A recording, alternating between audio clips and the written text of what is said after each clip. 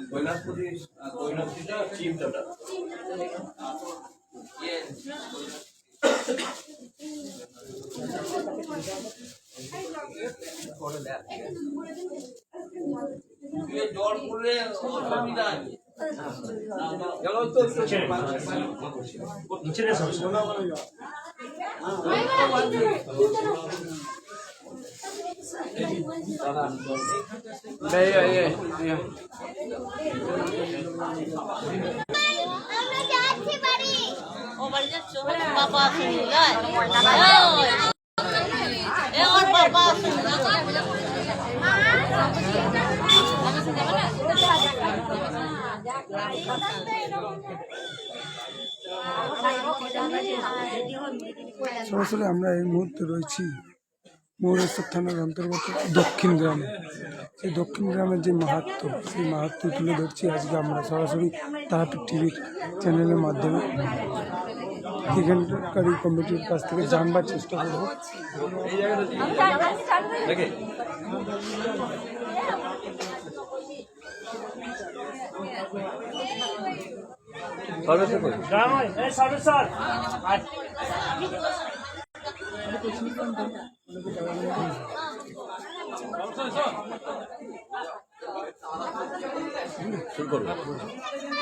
আজকের এই দিনে আপনাদের কি কি মাহাত্ম্য রয়েছে?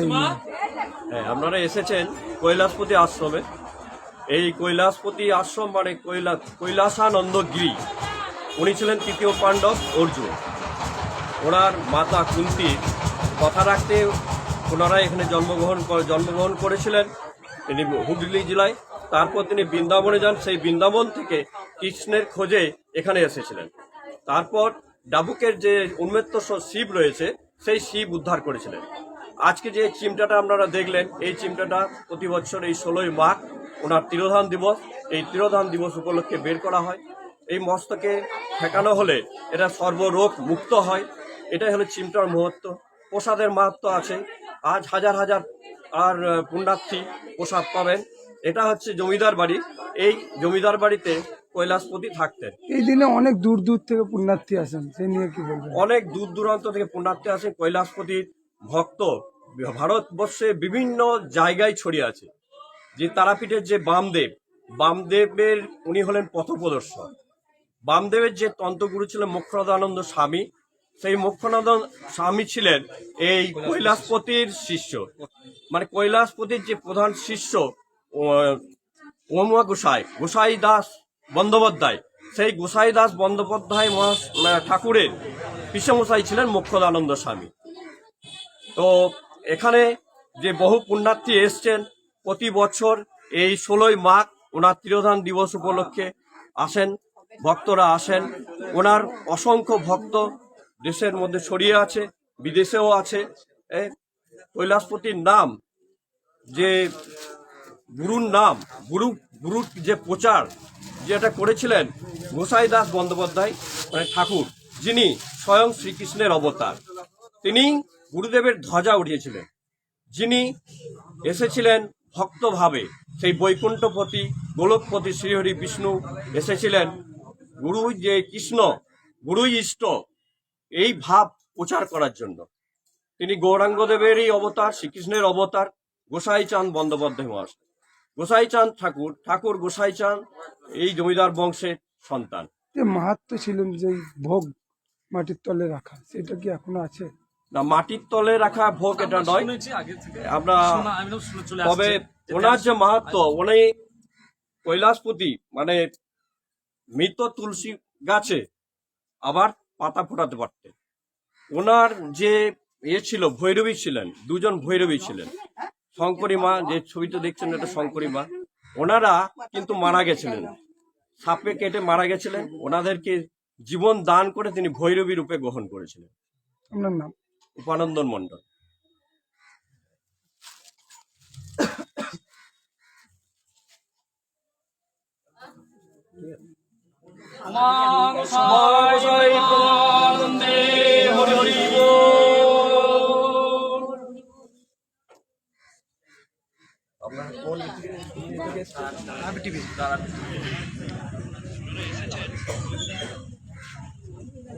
এখন এতটুকুই, আবার আপনাদের সাথে দেখা হচ্ছে।